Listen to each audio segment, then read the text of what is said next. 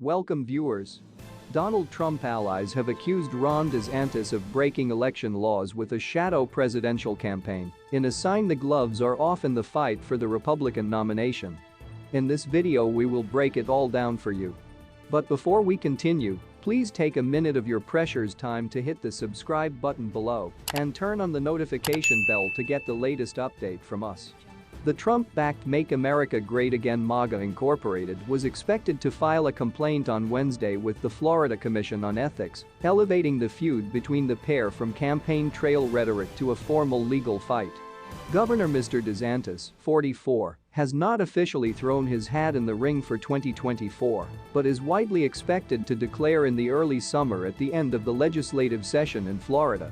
A draft of the MAGA Incorporated complaint seen by The Telegraph alleges, however, that he has already checked all the boxes for someone considering a run for the White House, including making stops in early voting states including Iowa, writing a book, and raising tens of millions of dollars to go into a state-level committee that could be transferred to a federal super political action committee PAC. Governor DeSantis must submit a resignation letter in advance of his qualification for candidacy, the lawsuit claims. MAGA Incorporated, the main super PAC supporting the former president's candidacy, says those steps, when taken together, violate a handful of Florida resigned-to-run laws about office holders accepting illegal gifts. Legal experts say the challenge will likely not amount to much, but if upheld, Mr. DeSantis could potentially face a fine, ballot disqualification, removal from office or impeachment. Mr. DeSantis is a one-time political protege of Mr. Trump's who is now expected to be his chief rival in the Republican primaries. Mr. Trump maintains a strong network of small-dollar donors, but his fundraising slowed in the final few months of 2022. Several big names who backed him in 2016, such as Blackstone Group's Stephen Schwarzman and the Kochs, have already distanced themselves from him.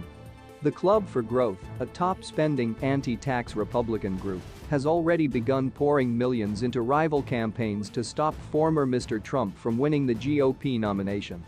Meanwhile, Mr. DeSantis' state-level PAC banked about $70 million, £58 million at the end of the year, and could be used in a prospective 2024 campaign. Mr. DeSantis was re-elected in November in a stunning double-digit win and has since been leading Mr. Trump in various polls of likely Republican voters. Sources close to the Trump camp say the 76-year-old is not entirely happy with the plaudits his rival has been receiving. The New York Times reported that he has been grumbling to visitors to his Palm Beach mansion about a rival GOP power center some 400 miles north in Florida's state capital, Tallahassee. In public, Mr. Trump has insulted Mr. DeSantis with various names, including Ron DeSanctimonious and Tiny D. The governor, however, has so far brushed it off.